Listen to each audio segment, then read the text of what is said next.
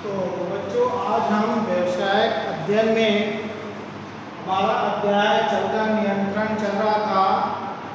इसमें मैंने आपके इसके अर्थ, विशेषताएं और तथा परिभाषाओं के बारे में मैंने बताया था। आज हम इसी में कुछ नियंत्रण के जो तकनीक हैं या जो विधियां हैं इसके बारे में हम पढ़ेंगे, क्योंकि आधुनिक समय में किसी भी संगठन, उद्योग या उपक्रम में नियंत्रण करने के कई प्रकार के विधियां का प्रयोग किया जाता है। तो कौन कौन सी तकनीक है, कौन कौन सी विधियां हैं, उसको आज हम अपने इस क्लास में देखेंगे।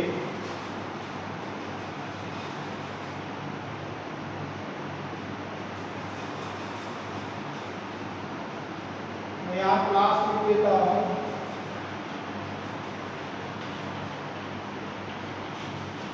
के लिए तो सबसे पहली अगर हम तकनीक या विधि की बात करें तो वो है बजटीय नियंत्रण तकनीक।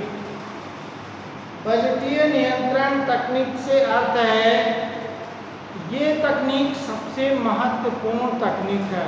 पहला तकनीक है नियंत्रण की तकनीकों में सबसे पहले इसको रखा गया है और ये बहुत ही महत्वपूर्ण है, क्योंकि इसके माध्यम से उद्योगों पर नियंत्रण करने में बहुत ही आसानी रहती है। इसमें हम कुछ बजट का निर्माण करते हैं, जैसे बिक्री, उत्पाद,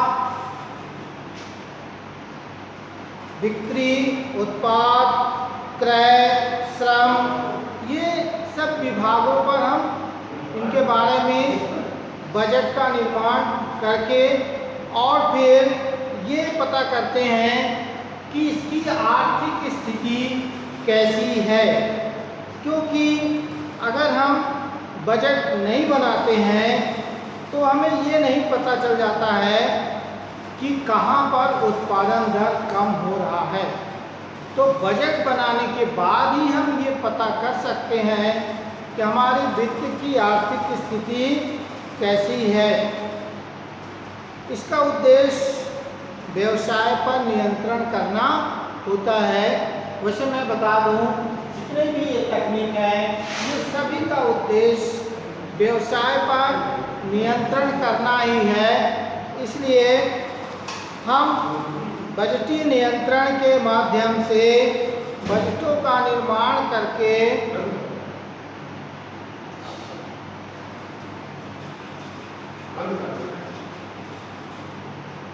तो इस तरह से कुछ हम दूसरे बजट तकनीक की बात करें। पहला तो ये हो गया बजट निर्माण करके हम नियंत्रण कर सकते हैं। दूसरा हमारा आता है श्रम विश्लेषण। श्रम विश्लेषण का मतलब ये है कि हम ये देखते हैं कि उत्पादन किस सीमा तक अधिक हो रही है और किस सीमा के बाद उत्पादन कम हो रही है। क्या होता है कि अगर उत्पादन लागत, अगर हमको ये पता चल जाए कि हमारा उत्पादन लाभ की ओर चल रहा है तो ठीक है, और अगर ये भी हमको पता चल जाए कि अब उत्पादन हानि की ओर जा रहा है, तो जब लाभ से यानी लाभ की ओर उत्पादन या लाभ से अधिक उत्पादन होता है तो हम उसको धनात्मक और लाभ से कम होता है तो उसे ऋणात्मक कह सकते हैं। कभी कभी ये भी स्थिति होती है कि ना तो लाभ होता है और ना ही हानि होता है, यानी बिल्कुल बराबर स्थिति रहती है, जिसको हम कहते हैं सम विच्छेद बिंदु। कभी कभी एग्जाम में बच्चों आता है कि सम विच्छेद बिंदु किसे कहते हैं, तो आप जनरली ये बताइएगा कि उत्पादन की वह सीमा जिस पर लाभ या हानि नहीं होता है उसे सम विच्छेद बिंदु कहते हैं। मतलब जिस उत्पादन पर न लाभ हो और न हानि, बीच में हो, तो उसे हम सम विच्छेद बिंदु कहते हैं। चलिए इसके बाद हम सम विच्छेद बिंदु के बाद हमारा तीसरा आता है लागत नियंत्रण तकनीक। ये सब तकनीक है। लागत नियंत्रण तकनीक में सबसे पहले ये निर्धारित किया जाता है कि उत्पादन होने वाली वस्तुओं की लागत कितनी होगी। हम पहले ये निर्धारित करते हैं कि वस्तु के उत्पादन करने में कितना पैसा खर्च होगा। जब ये एक मानक लागत माना जाता है और जब सामान्य दशाओं में कुशलता के साथ उत्पादन होता है और पूर्व निर्धारित लागत से अधिक या कम लागत भी हो सकता है। तो लागत नियंत्रण तकनीक में ये पता करते हैं कि वस्तु के उत्पादन पर कितनी लागत लग रही है। अगर हम देखते हैं कि उत्पादन लागत अधिक है तो उसको हम कम कर सकते हैं, क्योंकि अगर उत्पादन लागत अधिक होगा तो निश्चित ही है कि वस्तु की कीमत बढ़ जाएगी और जब वस्तु की कीमत बढ़ेगी तो बिक्री पर उसका असर पड़ता है। लागत नियंत्रण तकनीक के बाद आता है किस्म नियंत्रण तकनीक। किस्म यानी वस्तु का जो वस्तु का उत्पादन कर रहे हैं उस वस्तु के गुण को नियंत्रित करने के लिए हम उसमें तकनीक का प्रयोग करते हैं। गुण का मतलब यह है कि किस्म यानी किस क्वालिटी की वस्तु का निर्माण करें, उसका रंग रूप कैसा हो, उसका आकार कैसा हो, डिजाइन आदि, ये सारी बातों पर विचार करके वस्तु का उत्पादन किया जाता है। देखते हैं कि भाई वस्तु की अगर उत्पादित वस्तु की क्वालिटी कमज़ोर होगी तो बाज़ार में उसकी मांग कम हो जाएगी। तो इसमें ये बात निश्चित किया जाता है कि जो भी वस्तु निर्मित किए जा रहे हैं भावी आवश्यकताओं को देखते हुए, बाजार में मांग को देखते हुए वस्तुओं में नित्य नए नए उनके रंग में, रूप में, आकार में परिवर्तन करने पड़ते हैं, जिससे कि वस्तु का बाजार का मांग हमेशा बराबर बना रहे, किसी प्रकार की कमी न हो। उसके बाद आता है किस्म नियंत्रण तकनीक के बाद हमारा पांचवा जो तकनीक है वो है विनियोग प्रत्यय दर। विनियोग प्रत्यय दर का मतलब यह है कि इस तकनीक में विक्रय पर लाभ का प्रतिशत ज्ञात किया जाता है।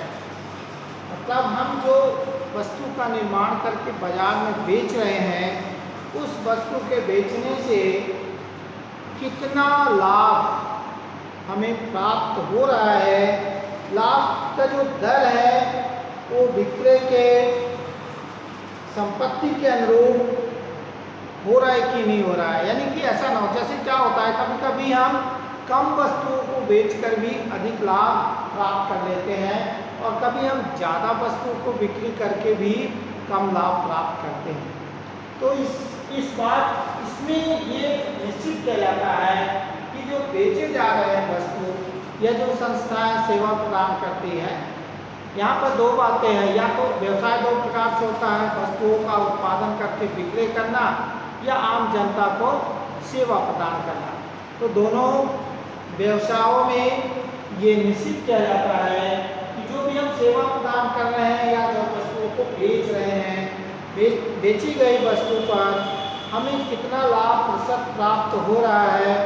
ये दो प्रकार के दर होते हैं और इसमें पहला तो होता है विक्रय का लाभ बढ़ा करके और दूसरा होता है विक्रय संपत्ति अनुपात में वृद्धि करके, यानी कि हम विक्रय पे लाभ प्राप्त करना चाहते हैं तो हम क्या करते हैं, वस्तु की कीमत को बढ़ा देते हैं।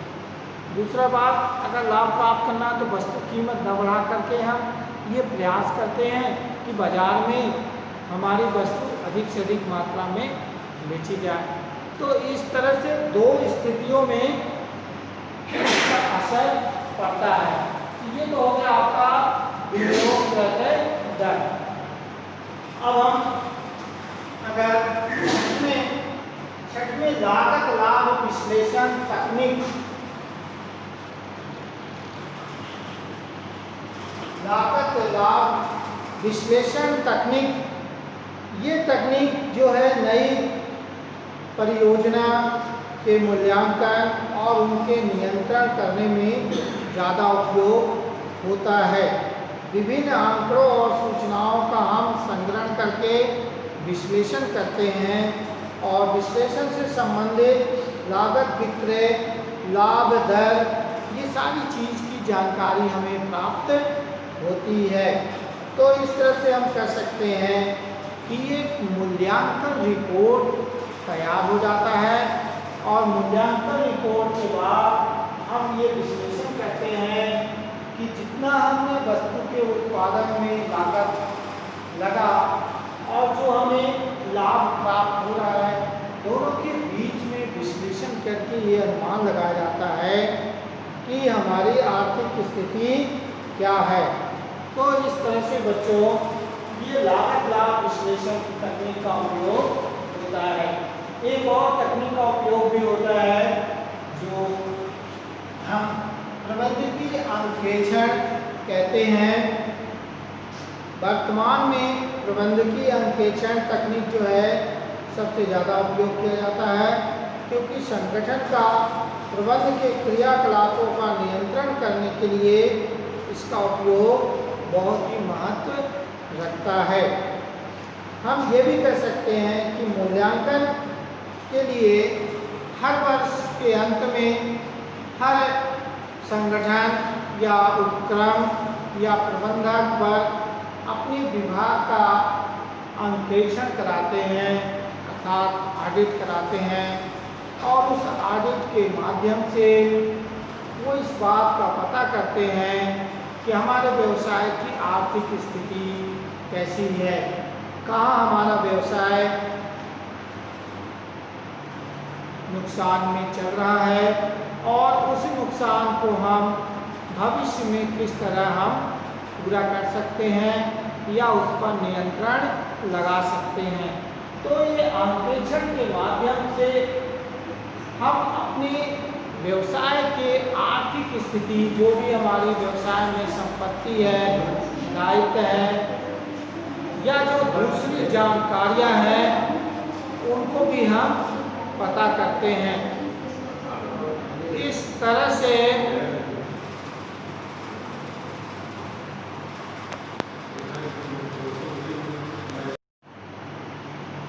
इसके बाद हम प्रबंधकीय अंकेक्षण के बाद एक चीज और होती है, इन सारी नियंत्रणों को यानी प्रबंधकीय नियंत्रण में इन तकनीक का उपयोग करने का मतलब क्या है कि व्यवसाय पर नियंत्रण रखना। चलिए एक बार मैं फिर से इन पॉइंटों को आपको एक बार दोबारा बता दूं। तकनीक कौन कौन से है? बजटीय नियंत्रण तकनीक, सम विश्लेषण तकनीक, लागत नियंत्रण तकनीक, किस्म नियंत्रण तकनीक, विनियोग क्रय दर, इसमें मैंने कहा था कि बेचे गए वस्तु के लाभ प्रतिशत के आधार पर हम लाभ को बढ़ा सकते हैं या कम कर सकते हैं। फिर लागत लाभ विश्लेषण तकनीक और प्रबंधकीय अंकेक्षण, ये तो बच्चों आपका वित्तीय तकनीक यानी कि नियंत्रण की तकनीक में आता है।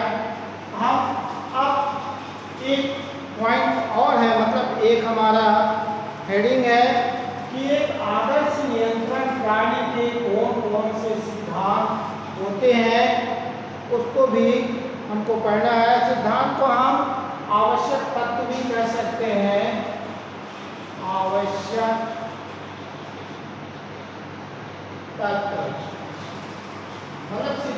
सिद्धांत या आवश्यक तत्व। इसमें भी कुछ पॉइंट को मैंने लिया है और इसका मतलब क्या है ये पहले जान जाओ। नियंत्रण प्रणाली में जो भी सिद्धांत या आवश्यक तत्व का प्रयोग किया जाता है वो तो कई हो सकते हैं, लेकिन मैं इसमें कुछ पॉइंटों को लाया है, जिसमें पहला पॉइंट हमारा होता है महत्वपूर्ण नियंत्रण बिंदु। महत्वपूर्ण नियंत्रण बिंदु का मतलब ये है कि सभी बिंदुओं पर ध्यान देकर नियंत्रण पे ध्यान दिया जाता है। जैसे किस्म नियंत्रण, उत्पाद, विक्रय, तो जितने भी नियंत्रण बिंदु हैं सभी बिंदुओं पर, जितने भी इसमें तकनीक हैं सभी तकनीकों पर ध्यान दे करके हम नियंत्रण करते हैं। तो इस तरह से आपका सबसे पहला नियंत्रण का सिद्धांत है कि महत्वपूर्ण नियंत्रण बिंदु है। दूसरा चीज है हमारा फीडबैक। फीडबैक ये अपने आप में ये आपको बता रहा है कि कोई भी कार्य हम करते हैं उस कार्य में लोगों की क्या राय है, हमने पिछले वर्ष उसमें क्या कमियां की, या हमने कौन कौन सी चीज़ ऐसे की जिससे कि हमको लाभ मिला, ये सारी जानकारी पहले हम प्राप्त करते हैं और भूतकाल की समस्याओं को ध्यान में दे करके और वर्तमान में उस समस्याओं का पूर्वानुमान करके उसे दूर करने का उपाय किया जाता है। तो फीडबैक ये निश्चित होता है हर कार्य क्षेत्र में हम कोई भी कार्य करें उसका हम पिछला रिपोर्ट का एक बार अध्ययन करके और आगे आने वाली समस्याओं को दूर करने में फीडबैक हमारा बहुत ही महत्वपूर्ण योगदान निभाता है।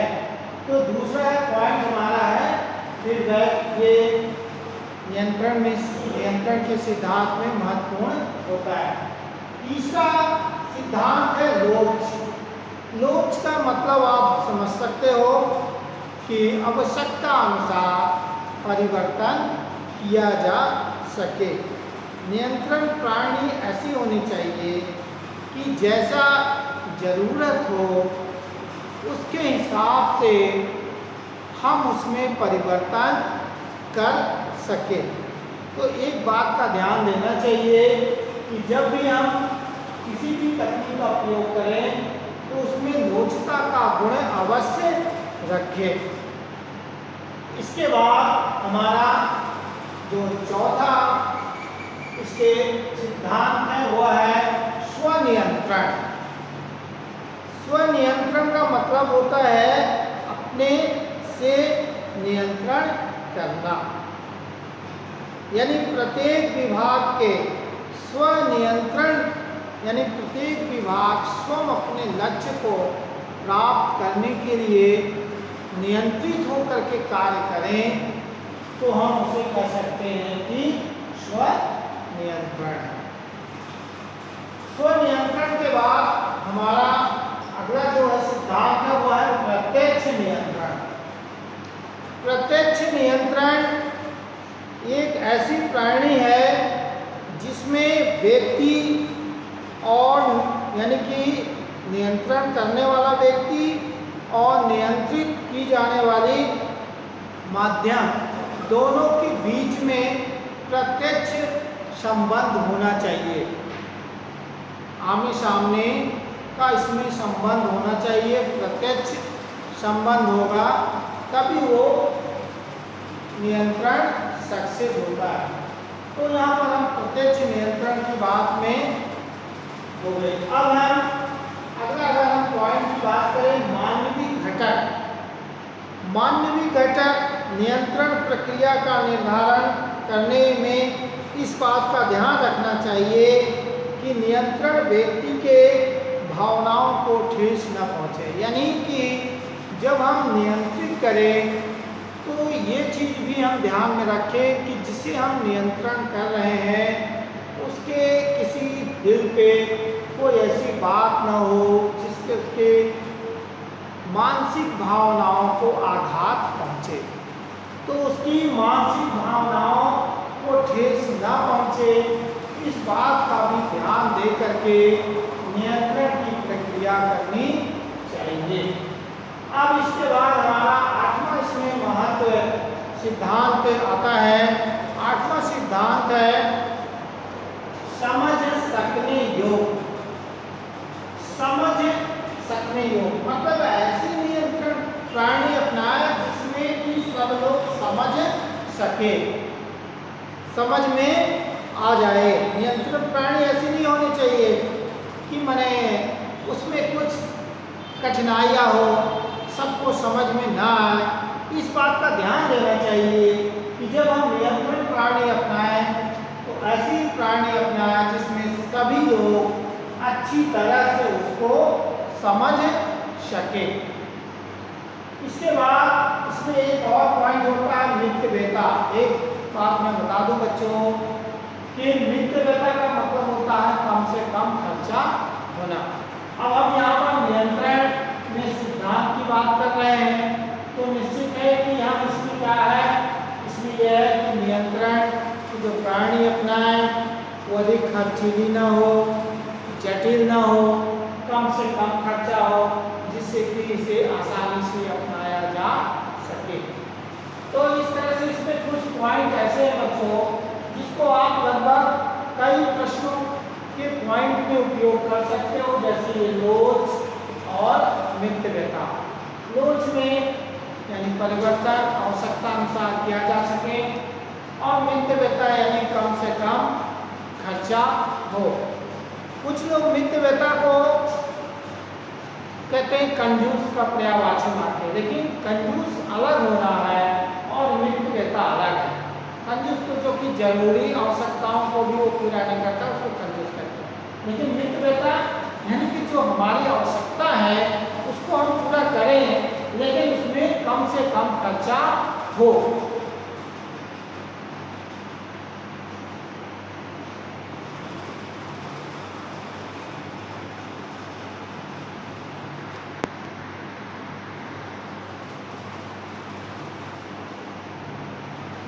तो इस तरह से मैंने आपको ये दो पॉइंट बताया। कुछ होमवर्क है बच्चों, इसको आपको करना है। प्रश्न नंबर पहला है समविच्छेद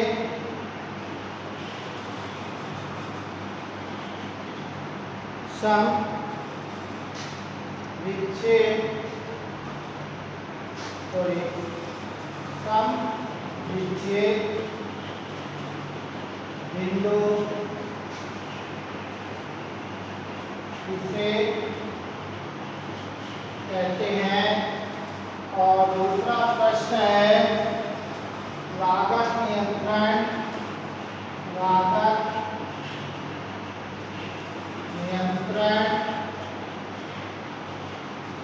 तकनीक क्या है।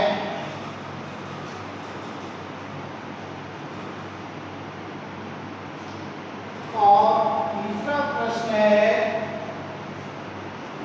नियंत्रण के सिद्धांत समझाइए।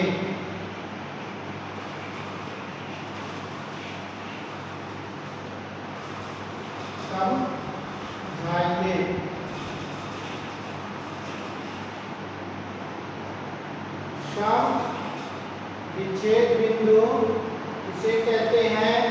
लागत नियंत्रण तकनीक क्या है, नियंत्रण के सिद्धांत समझाइए। ये प्रश्न आपको करने हैं। आज के लिए इतना ही।